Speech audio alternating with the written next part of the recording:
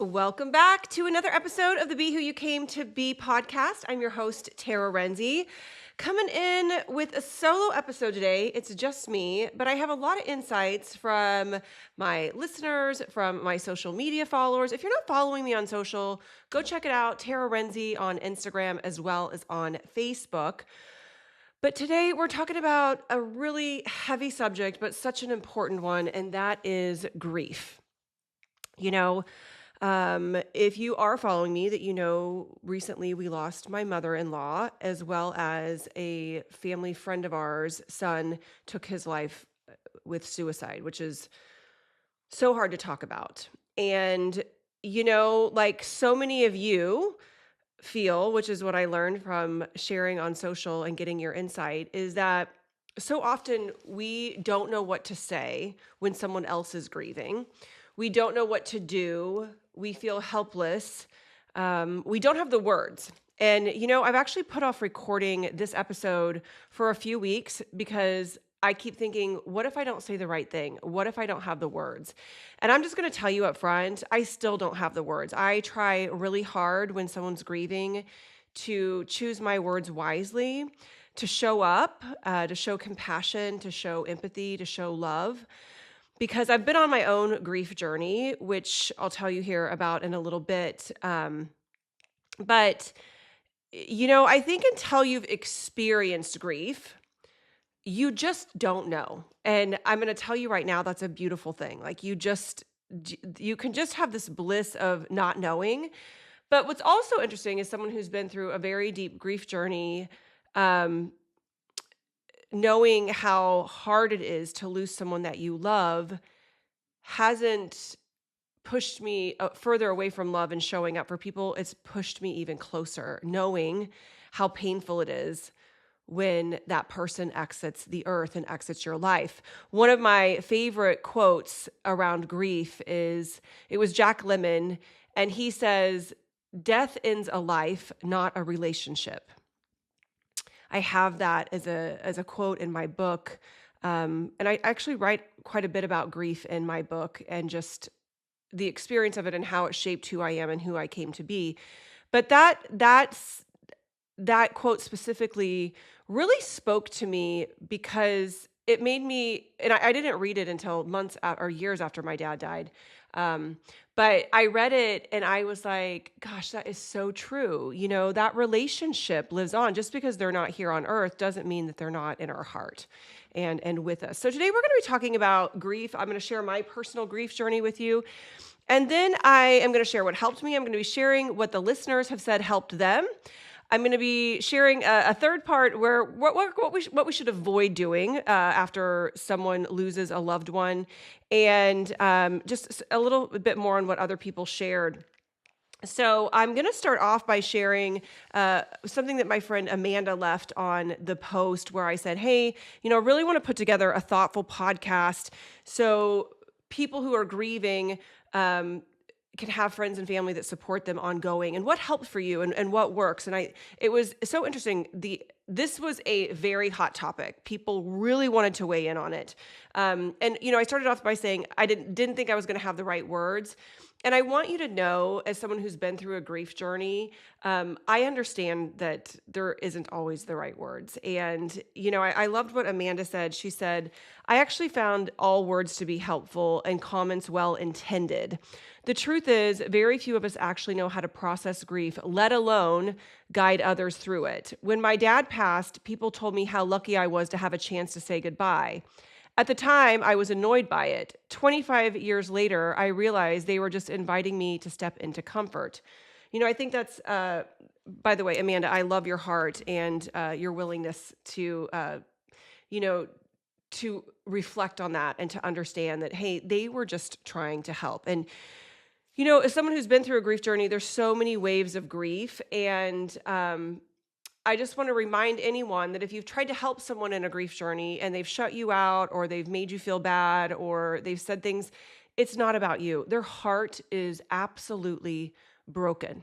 It's absolutely broken. And they're processing their own grief in ways that is different for everyone. One thing I realized about grief was it felt very solo to me, even though I had this amazing community, my family, a husband who was like there, my rock for me. It felt very solo because it is solo, right? I mean, it's your journey to go through, and you're alone with your broken heart and your teary eyes and the hole in your chest and just the literally severing pain of grief. And it feels so solo, even though we're never alone. So just to share with you a little bit about my grief journey, when I was in my mid 30s, my dad died unexpectedly. And it completely turned my world upside down. My dad was my everything. He was just, well, I was the apple of his eye and he was the apple of mine. And I loved this man so much that it's just, I can't even put it into words. And I have to tell you, growing up, my parents got divorced. My 20s, I was starting a career. I was busy. We always had a close connection, but it was really after I had my kids that my dad and I started to get even closer. And he was Grandpa Boomer through and through, just a wonderful man. We had season tickets to the Royals together, was one of the things we did in his last few years here on Earth. And we had made so many great memories. But the truth was, my dad and I had just as much fun at a Royals game as we did like going to Sam's Club and shopping together. He just was a fun maker. He was a great guy. He was a friend to so many people. And he died unexpectedly. He had a pulmonary embolism that led to cardiac arrest and died instantly. So as you can imagine, it turned my world upside down, as well as so many people who loved my father. It was just a blow that I don't think any of us were ever expecting or ready for. Specifically, the Johnson side of my family, these men lived to be in their 90s, hundreds. Like these guys had long lives. And so we had this notion, this false sense of security that my dad would live till he's 90. And I think it was the first reality check for me that no one's promised tomorrow. And so how we show up in our relationships on a daily basis really, really does make an impact. I was in such shock when it happened. And then you go into the business of the funeral and the planning and the calling people and letting people know there's all this business around death of like all the things that you have to do right after someone dies. And I remember not wanting to go up to Cortland, my hometown. And my husband was like, babe, you have to go. Like, you have to go up there. Like, you have to face this. And that week I was with my brothers that whole week. My mom came up. Scott and the kids came up later that week. But I have to tell you that week of planning the funeral was so hard and so dark and somehow so beautiful. Just remembering Dad, going through all the pictures, the stories that were shared, the love that was present, the music that we were picking out. It was just this amazing tribute to him. And, and in that, there was also this, laughter and love. In fact, I loved that my friend Liz wrote in something that I wanted to share with you in this section was, when my twins died 18 years ago, I remember how much grief makes you feel out of your skin and not beautiful. I have a laundry list of to-dos and don'ts and basic understanding. I wrote an article once on it, and it's in a magazine. She's going to try to find it, and if so, I'm going to share it with you guys. But the things that made me feel best were a surprise facial from a friend who went with me just to make me feel human again. The friends that stopped by unannounced to sit with me, even if I was crying. A friend who brought funny things like a 5-gallon bucket of matzo ball soup or an obscene amount of pierogies and things I wouldn't buy myself. I'm so glad that you're compiling all this. She said, I think what we forget is that when we have grief and other emotions at the same time, it's okay. We have some sort of guilt when we have grief and amusement or grief and love or grief and joy.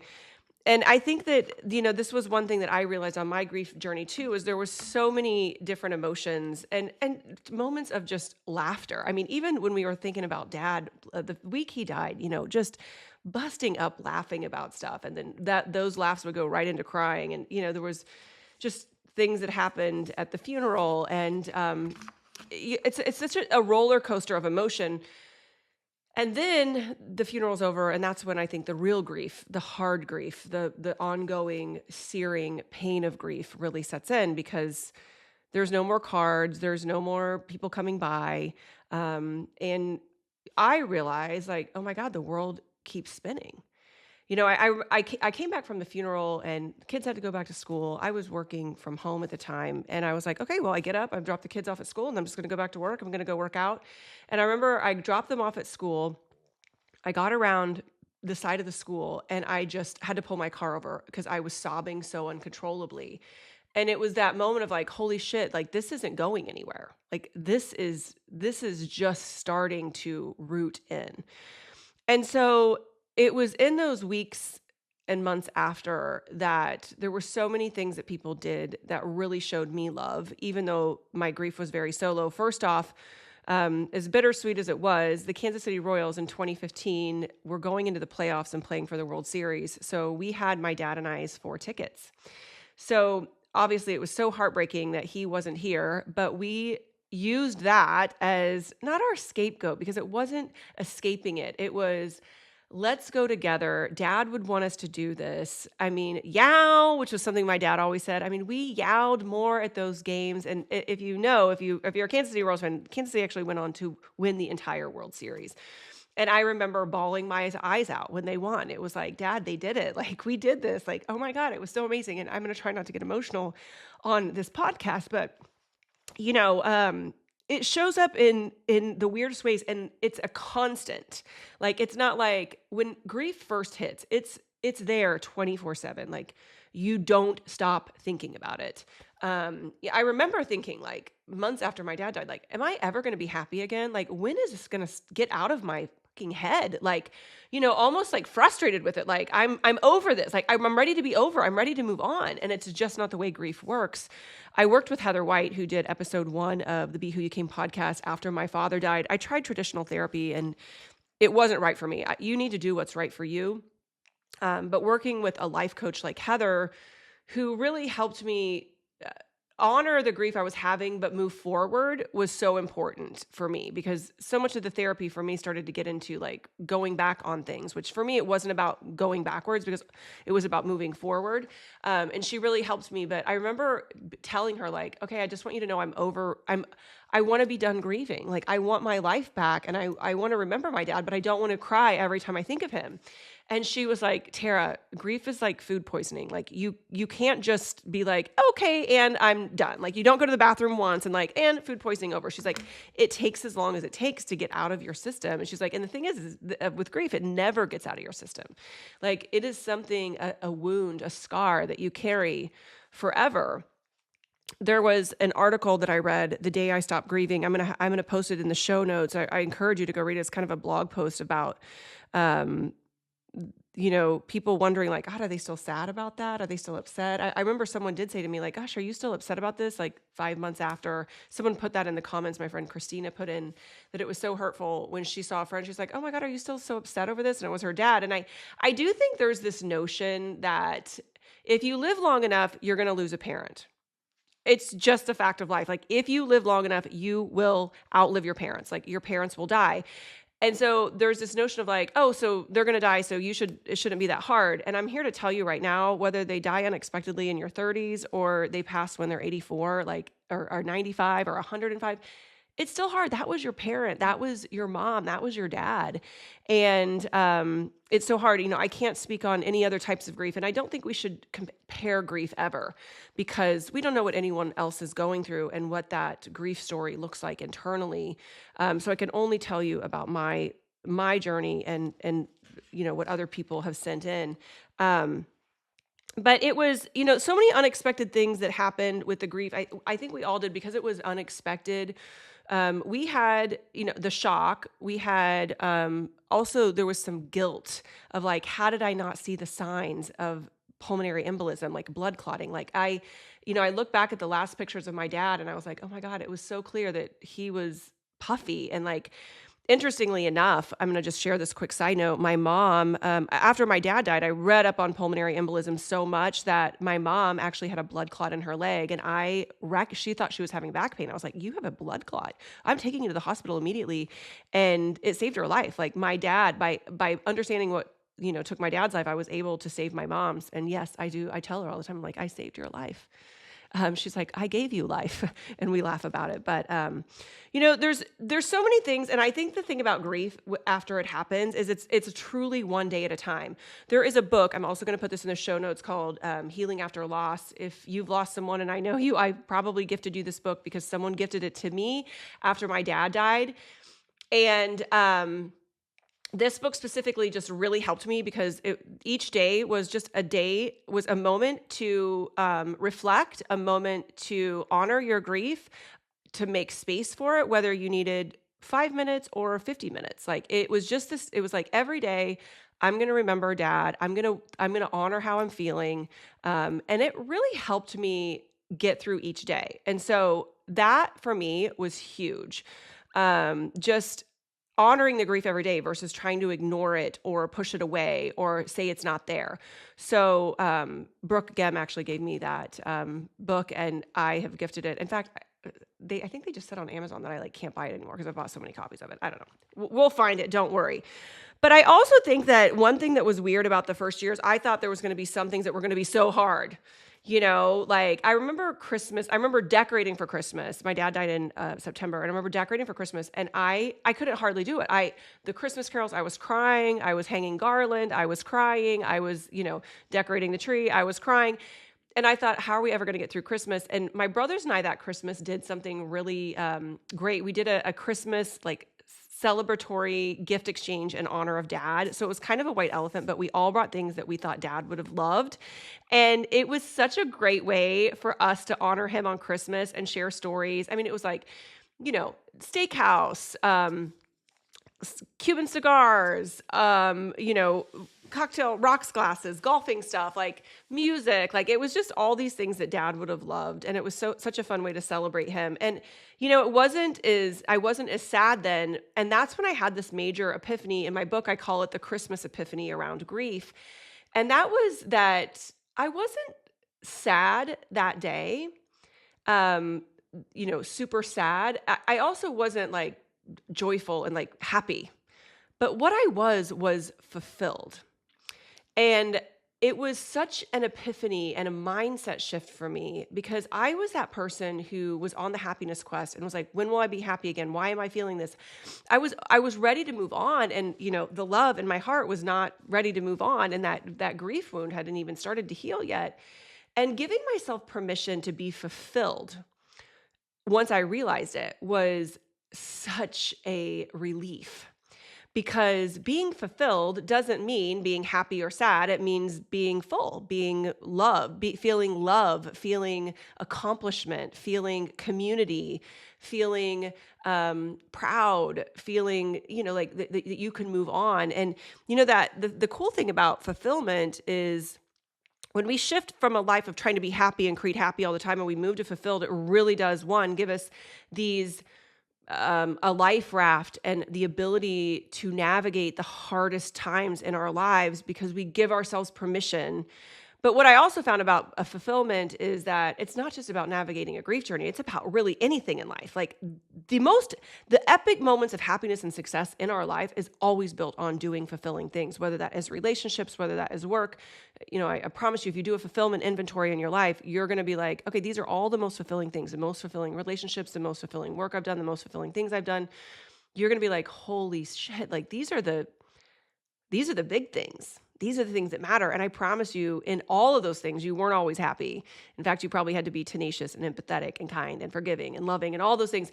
And so realizing this fulfillment mindset shift in this grief journey was just prolific for me. One, for my own grief journey, and two, being able to share this with other people. And then, you just don't know when grief's going to hit you in those first few, that first year, first 2 years, first 3 years. I remember Easter, my first year, I cried and cried. And for some reason, Easter every year. And I think it's just I'm a Christian. I think it's the story of Jesus dying on the cross and 2 days later rising and giving us, knowing that the worst thing is never the last thing and that we have hope for life after death. I will tell you that as a Christian, knowing that I would see my dad again for me was absolutely beautiful. I don't know how I would have got through grief without my religion. Nikki wrote in something similar. let me find it. She said just how difficult her grief was and how mad she was. She lost her mom at a very young age. She was 18. And at 22, her mom fought cancer for 4 years and then died at age 46. And, Nikki was also someone who was so great for me after my dad died. Just someone who, I wasn't even close with, but she would check in on me because she knew the pain that I was going through. But she said, my grief journey was so difficult. I was so mad. I was so mad at God. How could he let this happen to her? How could he let this happen to me, to my family? And, knowing that she wasn't going to be there for all the big things in my life, the wedding, the grandkids, the work promotions, it's such a terrible feeling that brought so much sadness. Nothing made sense. Everything was falling apart. I ran from it. I moved. I started a nursing career. I just didn't really care about anything. I was so numb. And then one day I went to church. The sermon spoke to me and brought me to tears. Life isn't planned. Life isn't perfect. In fact, it can be ugly, unpredictable, and we don't know what tomorrow can bring, but it can be beautiful too. So if you don't have a church home, I encourage you to seek it out, even if you're skeptical, even if you're like, I don't know, it's not for me. You know what? Maybe it's not, but I don't think you know until you go and until you try. If you're in the Kansas City area, or if you're not, I am a member of the Church of the Resurrection. Adam Hamilton, the pastor there, and the church helped me so much with my grief journey. In fact, I wasn't even a member. I had just been attending this. It's a large church. And they showed up. They were there for me. They messaged. They made sure. They sent letters. And the sermons, all spoke to me where I was at every Sunday. They broadcast it online. You can watch it online if you want. I highly recommend it.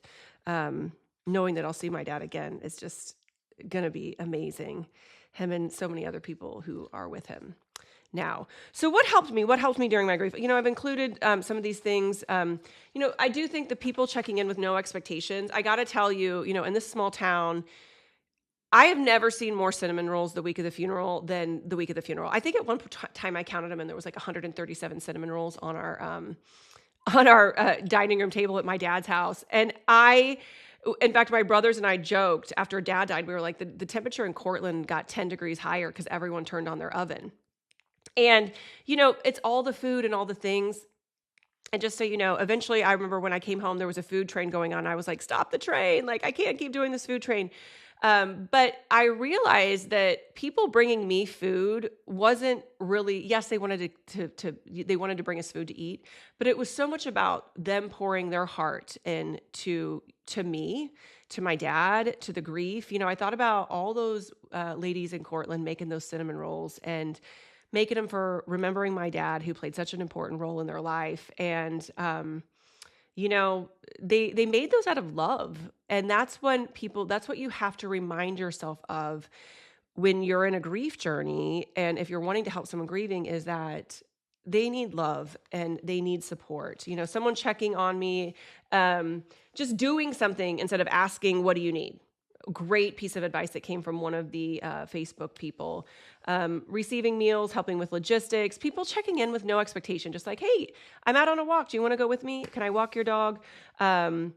Notes and letters you still keep. I got a lot of letters after my dad died from people that meant the world to me about how they impacted and how my dad impacted them.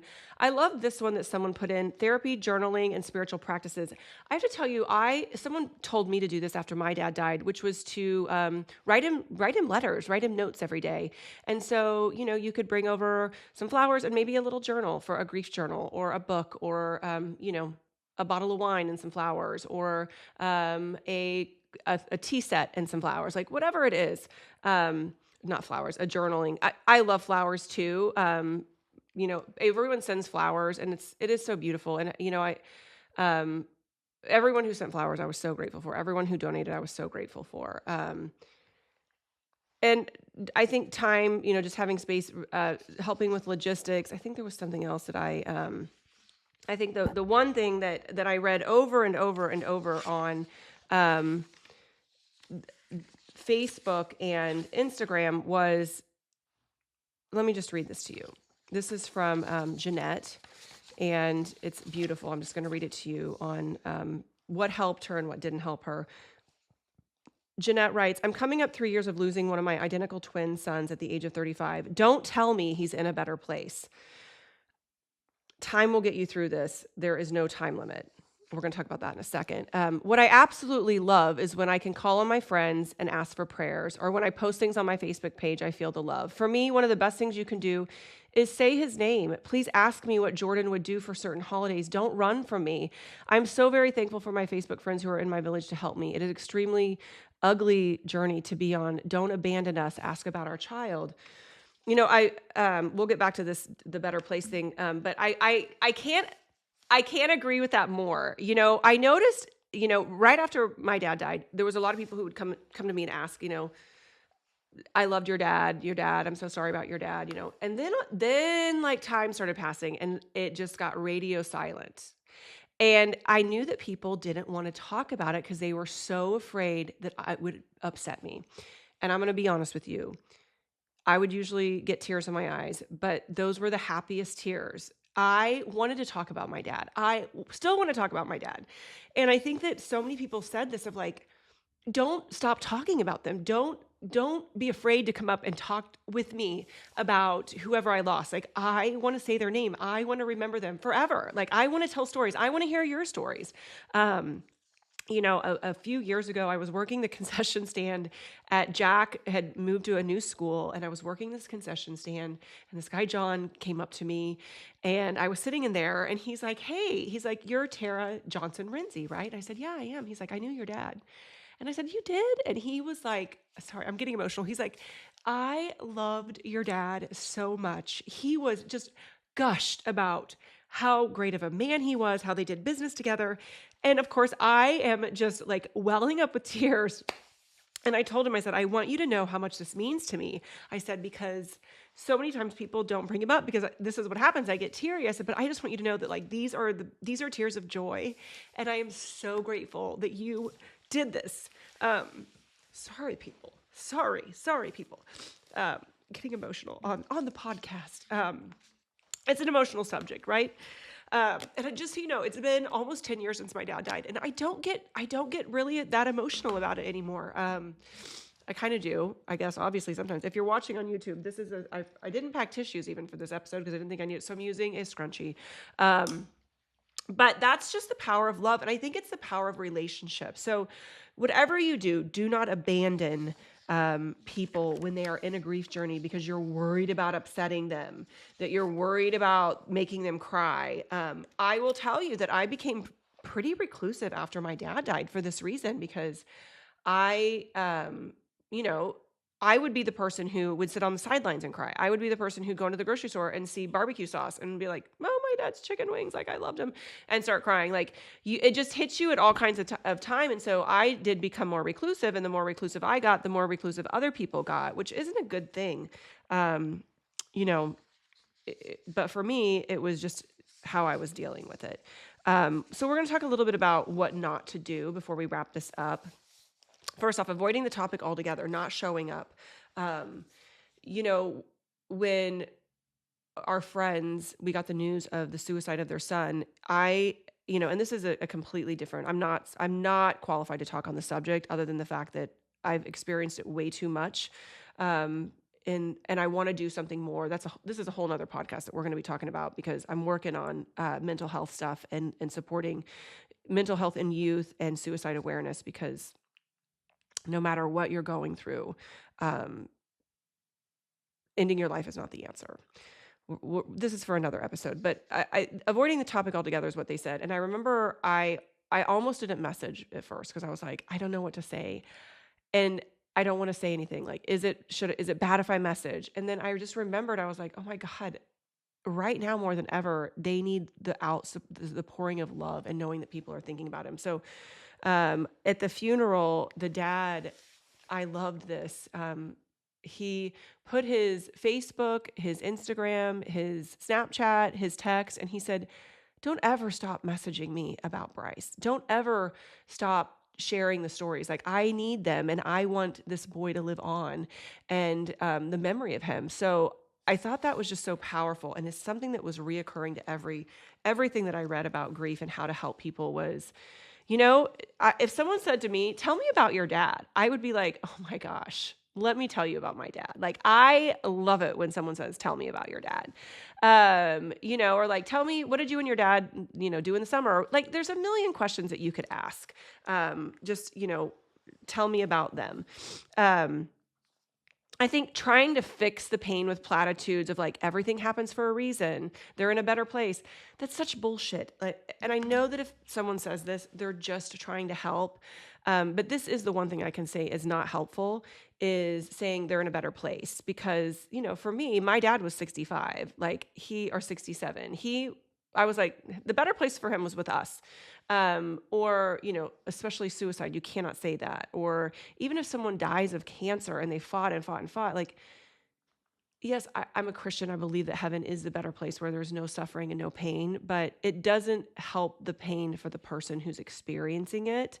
Um, and the whole thing, whatever happened, everything happens for a reason. Like, that is just an off subject. Like, there are very few things I say, don't say that. Um, Comparing grief and this is hard because I think that we can provide empathy of like, these are things that helped me when my dad died. Um, and when people said that to me, they were like, "Hey, I don't know what you're going through, but when I lost my mom or when so and so passed away, this really helped me." Like, I welcomed that. But I think comparing in the fact of like, well, you don't know what I'm going through because this person or died or whatever. Like, it's not. We shouldn't compare. And again, grief is so solo because it is our journey to go on, and we don't know what the other person is going through. Um, saying, "Let me know if you need anything," and then not ever showing up again. So we had so many wonderful things that people said, what helped them. And I think the most important thing is that you just show up. You just show up and you don't ever stop showing up. And it doesn't mean, outlandish gifts and whatever. It just means show up, remember. Um, you know, I was listening to Jesse Itzler the other day, and he was talking about how some random person sent him flowers like on the anniversary of his mom's death. Someone who wasn't even that close to him. And he was like, "Oh my gosh," like called this person was like, "Thank you so much. Like, I'm so glad that you remembered." Like, and she was just like, "Look, I've been through this and my heart is with you. And I keep a note of people who are going through stuff. And I just try to surprise and delight people on unexpectedly when they least expect it." And I think that, that is really helpful. One other thing that really helped me, and I think it would make a nice gift, and it's something that I have given to people, is a candle that's dedicated to that person. So it's not like a scented candle or whatever. Like, mine was like a little candle holder and we had crystals around it. And it gave me a spot to go light a candle every day for my dad that was dedicated to him. I loved that. And then something I do for people who are going on a grief journey, just so you know, everything that I do for people is stuff that people did for me. Like, I only do of things that I knew worked for me. And like, one person gave me a blanket that I just absolutely cherished. One of the most special things that someone did for me, my friend Suzanne sent me a framed picture of me and my dad at a Royals game. And I have it still framed in my office. In fact, I think if you're watching, can you see it? It's all the way up in the corner. Oh yeah, up there in the corner.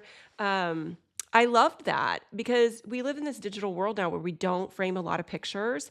And so that's something that I've continued to do is, if I bring over the book or a bottle of wine or whatever, I love to bring a framed picture. It costs nothing to print and it's so heartfelt. Anyway, I wanted to do this episode because I think that so many times we're so lost. And so this is for anyone grieving. It's for anyone who is trying to help someone grieving. I loved what Amanda said at the beginning of the show, that quote I read that she said, "Most of us don't know how to navigate our own grief, let alone help someone else navigate their grief." It's something you can't erase. Grief is something you can't take away. It's something that you can't make go away. It's with you forever. It is with you forever. It's something that you will carry on your heart. For anyone who's deep in a grief journey right now, I will tell you, it does get easier. It doesn't get better. I don't like the word better, but it gets, not every day you wake up with tears in your eyes and your heart in your stomach and searing pain. Like you learn how to live your life without that person. Um, and I think that's, what I realized I had to do was like, this isn't something I'm going to get over. It's just, I'm going to have to learn how to live my life without my dad in it every day, without calling him, without having him there. And that notion of that we still had a relationship was a really beautiful thing for me through the journaling, through just the memories. And, to this day, we still have a relationship. And here's something else I can tell you about this fulfillment journey that I've been on is that when I look back on my relationship with my dad, it is just as fulfilling today as it was 9.5 years ago when he passed. That love is so present. It is so with me. I see it in my boys. I see it in my brothers. I have extra respect and love from my mom. It's given me this passage into a place of empathy for people that I never had before, of understanding and love and patience and guidance. And that alone has been some beautiful gifts that I never expected with grief. So, for anyone grieving, I love you. I'm with you. I'm praying for you. I'm lifting you in love. I'm lifting you in light. Give yourself space for the grief. Like it takes as long as it takes. Be good to your heart. That heart, that's love. That is love. And it's painful and beautiful all at the same time. So, um, I wanted to share this with you is that grief is love with nowhere to go. So I keep loving and I keep showing up for myself and for my others. That is how we heal. If you need anything, please don't hesitate to reach out to me. You can DM me on Instagram. You can email me, tara@tararenze.com. If you need help, I challenge you to get help. I urge you to get some therapy, to go talk to your pastor, to find someone like Heather White, who helped me so much build a new life without my dad. And to anyone who's helping those through a grief journey, I'm lifting you in patience and love and understanding because I know it's never easy. So, in the meantime, keep shining your light. Live unapologetically authentic to exactly who you are, to exactly who you came to be, because no one is promised tomorrow. And who you are matters. You are enough. You are beautiful. You are loved. Keep shining. Be who you came to be. Thanks so much for listening in today, folks. We'll catch you on the next episode.